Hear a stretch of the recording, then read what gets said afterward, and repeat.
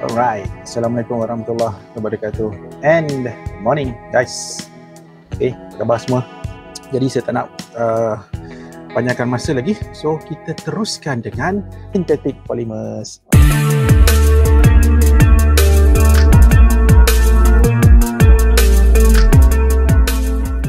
Okay, when we say synthetic ni, maksudnya kita boleh hasilkan. Kalau natural tadi memang itu terhasil secara semula jadi. Memang dah dalam semula jadi dah ada benda tu, polimer itu. Tapi kalau synthetic polymers, apa pula? Synthetic polymers are polymers that are prepared in industries. Maksudnya kita boleh hasilkan secara industri, secara skala besar. Okay, kita boleh manufacture lah. Boleh human manufactured. Maksudnya kita manusia ni boleh hasilkan. Okay, dekat kilang, okay, dan sebagainya. Di mana apa kita akan buat? Kita akan gunakan monomers dan these monomers akan melalui satu proses yang kita sebut sebagai polymerization process. Dan ada dua, yang nanti kita akan tengok ada dua cara untuk kita nak buat polymerization ni untuk nak hasilkan di synthetic polymer. Okey, apa? Yang pertama kita ada addition polymerization ataupun proses untuk menghasilkan addition polymers. And second, kita ada condensation polymerization untuk kita nak hasilkan condensation polymers. Okay, dan setiap satu kelas ni guys, addition dan juga condensation polymerization ni, kita akan hasilkan different polymers. Kat situ nanti you akan jumpa kita ada polyester, kita ada polyethylene, kita ada PVC, polyvinyl chloride, kita ada PET, polyethylene terephthalate, and then kita ada apa lagi? Teflon, kita ada Kevlar, nylon, semua itulah contoh-contoh synthetic polymers lah yang dihasilkan through this polymerization. Cuma nanti kita akan tengoklah mana satu polymer yang dihasilkan through addition polymerization dan mana satu polymer yang dihasilkan through condensation polymerization. Okay, kita start dengan yang pertama dulu. Okay, addition polymerization. Right, so what is the meaning of addition polymerization? Dia macam ni. Addition polymerization, okay, dia lah daripada penambahan lah, addition penambahan. Okay, is the addition reaction in which unsaturated monomers. Ingat lagi tak apa maksud unsaturated? Maksudnya monomers yang terlibat adalah monomers yang mempunyai double bond guys. Contohnya monomers yang mempunyai carbon-carbon double bond, for example. Itu ciri-ciri untuk berlaku addition polymerization. Monomer itu mesti ada double bond. Okay, and these monomers are joined together by covalent bonds, macam biasalah by covalent bonds, to form a polymer without elimination of a small molecule. Kenapa kita highlightkan benda ni? Sebab ini yang membezakan dengan condensation polymerization. Tapi dalam addition polymerization, no small molecule is eliminated. Tidak ada. Tak berlaku benda tu. Yang berlaku hanyalah double bond dia akan putus, lepas tu dia membentuk double bond yang baru. Okay, dan dia akan jadi rantai akan jadi makin panjang. Okay, so itu apa yang berlaku dalam addition polymerization. And apa lagi yang menarik tentang addition polymerization ini guys, dia punya empirical formula of the polymer actually adalah sama dengan empirical formula of the monomer. Kenapa? Sebab tidak ada penyingkiran molekul-molekul kecil. Maksudnya that's why dia punya formula tu dia boleh kekalkan. Dia berbeza dengan condensation. Condensation dia punya polymer dan juga dia punya monomer, dia punya empirical formula tak sama. Okay, sebab dia akan ada molekul yang disingkirkan. Jadi dia punya bilangan atom dia akan berkurangan. Okay. Alright. And then polymers obtained by this addition polymerization, kita sebut dia sebagai addition polymers. Dan apakah contoh-contoh addition polymers guys? So inilah dia. Kita ada polyethylene, kita ada polyvinyl chloride. Biasa kalau sebut polyvinyl chloride orang you tak familiar sangat. Kalau sebut PVC, PVC you tahu kan? Inilah dia, PVC, polyvinyl chloride. Dan kita ada polystyrene. Yang orang sebut apa? Polystyrene kan? Sebenarnya bukan polystyrene, polystyrene. Yes, betul. Polystyrene lah yang guna untuk nak tapau makanan kat kafe tu kan. Walaupun sekarang dah jarang orang guna polystyrene, kita guna plastik kan. Sebab apa? Sebab alam sekitar lah. Sebab polystyrene ni dia adalah susah untuk biodegrade kan. Untuk dia bukan, this is not a biodegradable polymer. Okay, and then kita ada polyisoprene dan last sekali kita ada Teflon. Okay, dan kita akan tengoklah setiap satu of this addition polymers. Okay, satu lagi guys, dalam addition polymerization ni dia perlukan apa tahu untuk nak trigger the reaction. Okay, dia perlukan suatu bahan yang kita sebut sebagai initiator. Okay, tahu initiator, pencetus ataupun pemula lah, bahan pemula. Okay, initiator. Dan normally initiator yang kita sering gunakan adalah peroxide. Okay, kenapa kena ada initiator? Sebab dalam addition polymerization ini, you kena faham, dia melibatkan double bond. Okay, dia melibatkan monomer yang ada double bond. Dia sekarang ni, untuk nak putuskan double bond ni, that's why dia memerlukan this initiator untuk nak trigger the reaction. Nah, jadi sebenarnya dalam this addition polymerization ni, bila initiator ni bertindak balas dengan monomer, dia akan hasilkan apa tahu? Dia akan hasilkan radical. And then this radical akan attack another monomer dan monomer itu akan bercantum dan sekali lagi akan hasilkan radical. Dan radical itu akan attack lagi another monomer, akan hasilkan lagi radical. Jadi nampak tak apa berlaku? Bila benda ni goes on and on and on, jadi rantai tu jadi makin panjang, makin panjang, makin panjang, makin panjang. Nampak tak? Sebab tu dikenal sebagai addition polymerization. Okay, tak apa, nanti tengok contoh lah. Right. Contoh yang pertama adalah polyethylene ataupun dikenali sebagai polyethylene. Okay, polyethylene ataupun polyethylene. Okay guys, macam mana cara dia? Inilah dia. Kita ada ethene. Right. So jadi macam mana cara nak panjangkan ethene ni? That's why kita akan add peroxide. So di mana apa peroxide ni akan buat? Dia macam ni lah kalau saya lukiskan kat atas ni. Okay, katakanlah untuk peroxide ni saya just gunakan I saja, mewakili initiator lah. Okay, apa berlaku bila peroxide ni bertindak balas dengan this ethene, so dia akan putuskan pi bond ni tau. Jadi pi bond tu akan putus, so dia akan jadi macam mana tau? Dia akan jadi macam ni guys. Okay, dia akan jadi macam ni. Okay, dia akan putus macam tu, ni macam tu kan. So dia akan jadi radical. Jadi seterusnya apa berlaku? This radical akan attack another ethene molecule. So bila dia attack another ethene molecule, dia akan jadi like this. Nampak tak? Lepas tu ini masih lagi radical kan? Dia akan attack another ethene molecule. So apa you nampak tak berlaku kat sini? See, rantai itu makin lama makin panjang. Makin panjang, makin panjang, makin panjang.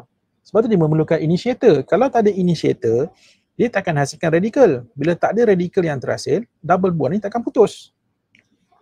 See, as simple as that. Nampak tak? Jadi sekarang ni, itu yang rantai tu akan jadi makin panjang, makin panjang, makin panjang dan structure ni akan diulang and kita akan dapat suatu polyethylene. Okay, dan tadi untuk nak start this reaction, kita perlukan initiator kan? So katakanlah you nak stop this polymerization reaction, kita akan buat apa? Kalau kita mula dengan initiator, untuk kita nak stop ni, kita kena campurkan another I. Tapi I kat sini apa? Kita sebut sebagai inhibitor. Kita akan tamatkan dia dengan inhibitor. Okay, kita start dengan initiator and katakanlah you plan nak supaya structure ni diulang 100 kali contohnya kan, lepas tu you nak stop. Jadi kalau you nak stop this chain reaction from happening, kita kena tambahkan inhibitor. Kerana inhibitor tu akan stop pemanjangan rantai ni. Nampak So ini beza addition polymerization. Okay, sebab itulah dalam addition polymerization ni untuk berlaku reaction, right, so kita kena tambah initiator sebagai nak trigger this reaction ataupun nak trigger this polymerization, addition polymerization. Ini contoh polyethylene ataupun polyethylene. Okay, right, dan kalau you guys nak tahu lah so polyethylene ni dia banyak digunakan sebagai apa tahu? Plastic bags lah, especially plastic bag sampah tu. Biasanya banyak digunakan, diperbuat oleh this polyethylene. Dan kalau you nampak polyethylene ni ataupun polyethylene ni, kalau you perasan dia ada this code tau. Perasan tak? Dan dia akan tulis HDPE. Itu tak bermaksud HDPE ni. HDPE ni means high density polyethylene ataupun high density polyethylene. So apa maksud high density? Normally kalau plastik yang HDPE ni dia lebih tebal dan dia lebih susah nak koyak. Sebab tu kalau plastik sampah yang ada label HDPE ni, atau dia lebih strong lah, dia lebih durable berbanding dengan plastik yang PE saja. Kalau PE tu dia nipis. Tapi kalau HDPE dia dah lebih tebal, dia tahan lasak. Okey, dan satu lagi, apa maksud kod 2 ni? Nombor 2 ni. Ini actually adalah kita sebut sebagai recycling code. Okey, recycling code. Jadi kalau untuk polyethylene ataupun polyethylene, dia punya kod dia adalah this number 2. Dia every polymer dia ada dia punya own recycling code dia. Supaya senang untuk kita nak identify. Jadi tak adalah kita nak main buang je polymer ni, tak boleh. Kita kena tengok pada adakah dia recyclable ataupun tidak recyclable. Okay, the second example of addition polymers yang saya rasa you all dah sangat familiar. Bila sebut PVC, saya rasa memang ramai akan tahu apa itu PVC kan. Cuma kadang ramai yang tak tahu apa itu PVC. You all kenal PVC itu apa, tapi bila tanya apa PVC itu, tapi kadang ramai yang tak tahu Okay, sebenarnya PVC ni adalah kita katakan abbreviation ni untuk polyvinyl chloride. Di mana polyvinyl chloride ni guys actually juga adalah satu contoh addition polymers. Dan you guys nak tahu tak macam mana kita dapatkan this polyvinyl chloride saya akan tunjukkan tau. Okay, dia macam ni. So nak hasilkan polyvinyl chloride ni, dia punya monomer dia guys adalah chloroethene. Okay, chloroethene ataupun juga dikenali sebagai vinyl chloride. Okay, itu dia punya common name lah ataupun kalau ikut ni yang belajar ikut IUPAC tu chloroethene. So apa yang berlaku? So this chloroethene akan undergoes this addition polymerization di mana kita akan tindak balaskan dengan suatu initiator. So here initiator that we are using adalah peroxide. Okay, so sekarang saya nak tunjukkan ni apa sebenarnya yang berlaku tau. Dia macam ni. Bila saya tunjukkan kat bawah ni dia macam ni tau guys. Katakanlah kita draw dulu. Okay, so let's say ini adalah chloroethene tadi. Okay, chloroethene, right. Okay, katakanlah kita letakkan initiator ni, peroxide ni kan. So apa yang peroxide ni akan buat? Okay, saya letakkan I sajalah untuk mewakili initiator. So I ni bila bertindak balas dengan this ethene, so apa yang berlaku adalah dia akan menyebabkan this pi bond of this alkene ni akan putus tau. Tapi dia punya pemutusan itu adalah secara homolitik. Maksudnya this pi bond macam ni. Ni akan goes here and the other electron here akan goes here. Okay, ini apa berlakulah apabila this initiator bertindak balas dengan this monomer ataupun chloroethene lah in this case. Sebab tu guys dalam addition polymerization ni dia memerlukan initiator ni. Because without this initiator kita katakan polymerization itu takkan berlaku. Sebab apa? Sebab pi bond ni takkan putus dengan sendiri. So yang menyebabkan dia putus adalah this initiator. Dan apa yang berlaku seterusnya guys? Kalau you guys tengok dia akan jadi lebih kurang macam ni lah. Okay, kalau you nampak kat sini, see? Right, saya lukiskan dulu. Okay, nampak tak dekat sini tadi ada satu elektron yang akan pergi pada this carbon kan? So itu actually adalah single electron. Okay, a single electron. So dan kita tahu kan, you all pun dah belajar kan, what do we call a species with one dot like this ataupun with one single electron like this? So ini adalah radical. So maksudnya dalam addition polymerization ini guys, dia akan melibatkan pembentukan radical. Jadi apa yang berlaku seterusnya, this newly formed radical ini, dia akan bertindak balas dengan another monomer of chloroethene ni. Okay, ataupun chloroethene monomer ni guys. Okay, saya lukiskan kat sini. Okay, so since radical dia akan memerlukan satu lagi elektron saja kan untuk jadi stable kan. Jadi apa berlaku? So ini akan pergi satu. So sekali lagi sini akan putus, akan goes here. So ini akan putus, akan pergi sini. So kita akan dapat apa guys? So apa yang kita akan dapat adalah dia akan jadi like this.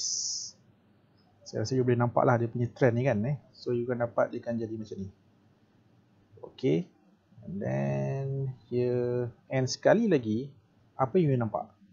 Dia akan, maksudnya, so every time this monomer radical ni bertindak balas dengan another monomer, dia akan produce a new radical.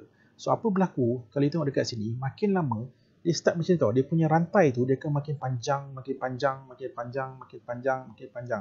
Tapi dia punya pemanjangan itu adalah one sided saja, satu side saja. Nampak tak? So itu dia katakan addition polymerization. Okey, dan ciri-ciri dia apa yang lagi tak? Untuk addition polymerization ni, dia punya monomer mesti kena ada double bond. Itu ciri-ciri monomer ataupun kita katakan ciri-ciri addition polymerization. Dia punya monomer mesti ada double bond dan mesti kena letakkan peroxide sebagai initiator. Okey, kalau tak dia tak akan panjanglah rantai tu. Dan saya dah mention dalam the previous lesson, okey, actually addition polymerization ni kita boleh letak satu target lah di mana you nak supaya reaction tu akan stop ataupun polymerization tu akan berhenti. Kalau tadi kita nak trigger the reaction, kita letak initiator, and then kalau let's say you nak stop the chain reaction daripada continuously berlaku, kita akan tambah apa? Kita akan letakkan perencat atau perencat.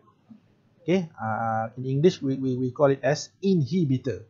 Kita akan tambahkan inhibitor. So bila you masukkan inhibitor dalam reaction, finally kita punya polymer tu akan stop. Dia punya polymerization tu akan berhenti. So kita akan dapatlah, let's say katalah you nak berapa, you nak monomer itu diulang let's say berapa kali 100 kali ke 1000 kali ke kan. So kita boleh kita boleh plan benda ni lah. Jadi kalau you nak stop the reaction, kita akan letakkan what do we call as inhibitor tadi. But generally guys, so inilah cara di mana addition polymerization ini berlaku. Okay, so nampak tak kat sini? Jadi kalau you guys tengok dekat sini, okay, saya clear the screen dulu. Alright, jadi inilah dia yang dikatakan. So bila kita buat polymerization untuk chloroethene ni, nanti at the end you akan dapat satu polimer yang dikenali sebagai polychloroethene. Tetapi nama ini tak popular sangat. Dia lebih dikenali sebagai polyvinyl chloride ataupun sangat-sangat popular yang dikenali sebagai PVC. Okay, dan bila sebut PVC ni, saya rasa you all pun dah tahu lah kan. Okay, biasanya dekat mana? Okay, dekat mana you all akan jumpa PVC ni? Piping lah kan, pipe kan, dekat bilik air, dekat toilet kan, piping lah. Inilah dia, banyak menggunakan pipes yang made up of this PVC polymer. Okay, but actually bukan untuk pipe saja tau. Actually PVC ni banyak dia punya kegunaan dia. Bukan cuma yang kita familiar adalah inilah dalam sistem piping ni kan. Right, jadi guys, inilah dia yang dikatakan the second example of addition polymer. Kita ada PVC. Okay guys, terusnya kalau sebab saya dalam previous lesson tu saya dah tunjukkan sedikit kan. Ni saya masukkan juga dalam this lesson. Kalau you guys nak tahu PVC ni dia punya recycling code dia adalah 03. Nanti balik ni kalau dekat bilik air, dekat you punya hostel ke, ataupun bila you balik rumah nanti bila you dah cuti nanti kan. Okay, cuba tengok pipe dekat bilik air. Kalau pipe PVC tu normally dia akan ada this label guys. Dia ada label 03 PVC ni. Itu actually lah what we call as dia punya recycling code. Right, seterusnya guys. The third type of addition polymers adalah, saya rasa ini sangat-sangat dekat dengan you all. Apa? Ni. Yang you all suka sebut apa? Polystyrene kan. Sebenarnya bukan polystyrene. The correct pronunciation is polystyrene. Kan? Polystyrene. Okay, di mana this polystyrene actually datang daripada mana? Dia punya monomernya adalah phenylethene. Okay, phenylethene. Ataupun lebih dikenali sebagai styrene lah. Styrene, ini dia punya common name actually, styrene. So apa yang berlaku dalam this reaction guys, sama lah macam PVC tadi. Maksudnya bila kita tindak balaskan this monomer dengan satu initiator, peroxide. Okay, so apa berlaku? So pi bond akan putus. So one goes here and one goes here. Nampak? Jadi apa kita akan dapat? Kita akan dapat initially a structure that looks like this. Okay, kita akan dapat macam ni kan. So katalah ini dia punya initiator dia. So nampak apa berlaku? Lepas tu this radical akan attack another monomer. So makin lama apa berlaku? Makin lama rantai tu makin panjang lah. Makin panjang. Tapi dia punya pemanjangan tu just one sided. Saya ingat dia sebelah saja. Maksudnya dia goes, katalah kalau ke kiri dia ke kiri saja. Atau kalau ke kanan dia ke kanan saja. Dia macam tu. Okay, so dan apa kita akan dapat? Kita akan dapat suatu polimer yang dikenali sebagai polyphenylethene. Okay, kalau sebut polyphenylethene ramai biasanya tak tahu. Tapi kalau sebut polystyrene, ni you all familiar lah. Dan sebab apa? Saya kata you all are very familiar sebab polystyrene banyak digunakan sebagai apa? Food container. Sebagai bekas you tapau tu kan. Cuma sekarang ni kita kebanyakan negara, termasuklah Malaysia jugalah, kita tidak mengamalkan sangat penggunaan polystyrene ni sebagai food container. Sebab apa? Sebab kalau you nak tahu, sebab polystyrene ni dia punya recycling code dia 6. Kalau jumpa recycling code 6 and then ada PS here.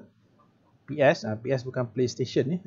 PS ni adalah polystyrene. Dia singkatan untuk polystyrene. Dan kalau tahu polystyrene ni, dia adalah satu polimer yang kita katakan dia tidak bersifat biodegradable. Maksudnya dia susah untuk degrade secara semula jadi. Maksudnya kalau let's say, katakanlah kalau you buang this polystyrene cup ke polystyrene container, dia tak akan reput guys. Dia punya jangka hayat tu sangat panjang. Especially lah, let's say katalah kalau you buang this polystyrene punya container ke dalam lautan contohnya kan. Katakanlah ada haiwan laut makan, contohnya macam penyu ataupun ikan-ikan yang besar kan. So apa akan berlaku? Dia akan stuck dalam dia orang punya perut. Dia orang pula bukan dia orang, hidupan laut tu lah, macam manusia pula kan. Okay, so apa berlaku? Kesan ni sangat-sangat buruk, especially pada aquatic life lah, ataupun hidupan aquatic. Jadi dan juga since dia adalah susah nak biodegrade, jadi apa berlaku adalah sekiranya kalau kita buang macam tu saja, dia akan jadi pada satu masa nanti pengumpulan sampah-sampah yang tidak terurai jadi sangat banyak. So dia akan menyebabkan impact pada alam sekitar lah. Sebab tu kalau you guys nak tengok, polystyrene ni normally sekarang dah jarang sangat digunakan. Cuma kadang-kadang ada juga lah yang terlepas guna juga kan. Tapi sebab you lah, kalau kita sebagai pengguna ni, okay, you all kena be smart lah. Okay, katakanlah let's say you pergi kat kedai-kedai makan ke ataupun mana-mana tempat yang masih lagi menggunakan this polystyrene. Okay, kalau you nak bungkus, you nampak je ada polystyrene, just say no guys. Tak perlulah. Okay, it's better buat apa? You bawa bekas sendiri kan, bawa bekas sendiri. Okay, and then pergi dekat kafe ke, kat mana-mana ke, kedai makan ke, and then you just tapau dalam you punya bekas tu lah. Instead of you menggunakan this polystyrene. Okay, right, ni sedikit lah tentang polystyrene. Okay, seterusnya guys. Right, ini. Kenapa saya tunjukkan gambar ini? Jangan salah faham, bukan telur tu bukan polimer. Okay, bukan addition polymer. Walaupun telur actually adalah kaya dengan protein dan kita tahu protein juga adalah sejenis polymer, tapi itu adalah natural polymer tau. What I'm going to show to you right now bukanlah telur ini. Yang saya nak fokuskan adalah the pan here. Kuali ni. Okay, ataupun lebih dikali sebagai non-stick pan kan. Kuali yang tidak melekat. Maksudnya kalau you goreng tak letak minyak pun, telur tu you boleh flip dia senang je kan. You tak payah, kalau kuali yang bukan non-stick ni, you pecahkan telur, tak letak minyak, habislah kan, jenuh you nak keluarkan dia, nak tanggalkan dia daripada kuali tu. Tapi kalau kuali yang bersifat non-stick ni, yang tidak melekat ni, you tak guna minyak pun dia tak akan melekat. Maksudnya let's say kalau you pecahkan telur, you buat, kata you nak buat macam ni lah, you nak buat telur mata kerbau ni kan. Okay, so kalau you flip dia, so dia akan telur tu akan flip lah, maksud dia tak melekat. Cuma persoalannya sekarang guys, apa yang menyebabkan telur itu tidak melekat? Ataupun kenapa kuali this pan kita sebut sebagai non-stick pan? Apa sebenarnya? Apa sebenarnya yang menyebabkan dia jadi macam tu? Okay, kalau you guys nak tahu, actually this non-stick frying pan ni, dia menggunakan satu polimer juga. Nak tahu tak apa nama polimer tu? Nama polimer ini adalah Teflon. Pernah dengar tak Teflon? Okay, ini antara ciri-ciri Teflon. Okay, yang menyebabkan dia sangat-sangat banyak digunakan dalam especially untuk this non-stick frying pan. Okay, dan yang tahu Teflon ini, dia punya monomer dia adalah tetrafluoroethylene. Ini guys, tetrafluoroethylene. So kalau saya lukis kat atas ni, dia lebih kurang macam ni lah, tetrafluoroethylene. Maksudnya dia ada 4 fluorine atom, maksudnya dia punya carbon double bond ni, okay, bonded to 2 carbon, bonded pada 2 fluorine atoms each. Sini dia bonded dengan 2 fluorine atom, so this carbon also bonded to 2 fluorine atoms. Jadi total ada 4 lah, sebab tu dapat nama tetrafluoroethylene ataupun tetrafluoroethene, and this is the monomer. So apa yang berlaku adalah bila kita tindak balaskan this monomer dengan suatu peroxide yang bertindak sebagai initiator guys, so apa berlaku? Okay, so this pi bond akan putus, here akan goes here. Okay, so ini akan buat covalent bond dengan initiator tadi. Okay, so ini dah tak ada. So sini akan jadi radical kan. And apa berlaku? Ini akan bertindak balas dengan another monomer of tetrafluoroethylene ni. So nampak dia jadi makin panjang. Lepas tu lagi dan lagi. Okay, dan lagi. Maksudnya selagi mana kita tidak stop dia punya chain reaction itu, so proses addition polymerization tu akan keeps on going. Okay, jadi apakah polimer yang kita akan dapat? Kita akan dapat suatu polimer yang dikenali sebagai polytetrafluoroethylene. Okay, saya ulang balik, polytetrafluoroethylene ataupun lebih dikenali sebagai Teflon.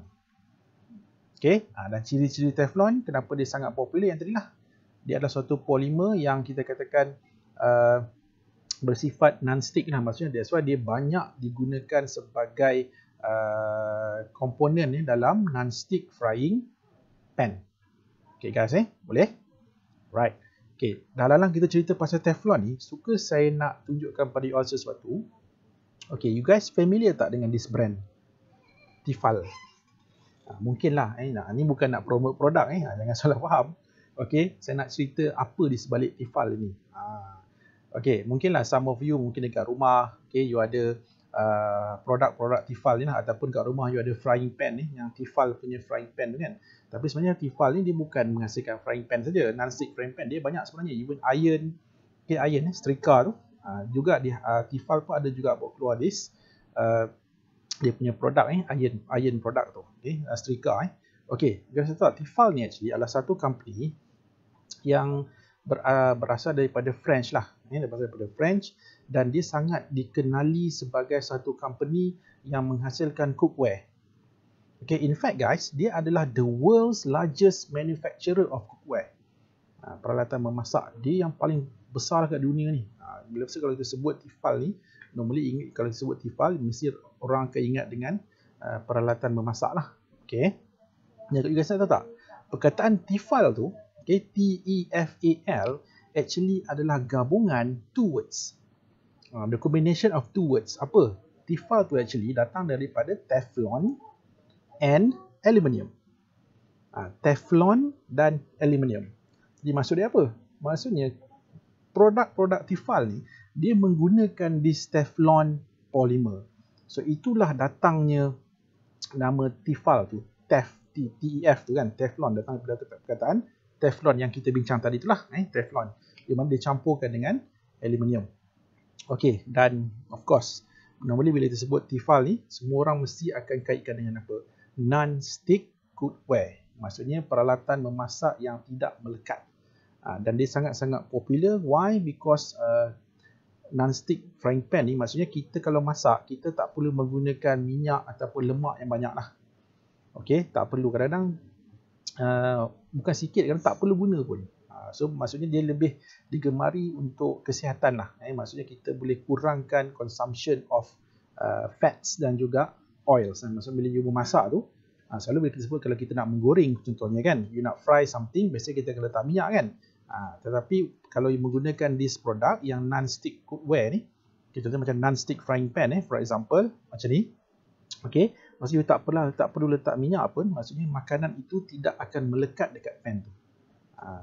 Okay, so itu yang dikatakan satu contoh lah, satu contoh application of Teflon ini yang banyak digunakan dalam this product, produk-produk yang dikeluarkan oleh syarikat Tefal ni lah. Okay, dan saya dah beritahu tadi, Tefal ni bukan setakat dia keluarkan frying pan, dia juga keluarkan steam irons dan juga steamers. Steamers ni apa? Wap lah, pengewap. Kadang-kadang kalau you perasan, kita ada macam dekat kedai-kedai yang jual baju tu kan, kadang dia ada macam satu steam iron tu. Okay, ataupun steamer, dia panggil steamer di mana dia akan letak dekat baju tu supaya baju tak kedut tu kan. So itulah antara Tefal juga mengeluarkan this products actually. Okay guys, itu sedikit lah. Sebab saya lebih suka macam ni kan, supaya bila you belajar, at least kita boleh relate dengan kita punya surrounding kan. Okay, alright, so inilah satu contoh kegunaan Teflon. Okay, right. So guys, kita dah habis kita dah habis untuk addition polymerization. Okey, seterusnya kita pergi pada the next type of polymerization yang kita sebut sebagai condensation polymerization. Before this, kita tengok tentang addition polymerization. Condensation polymerization.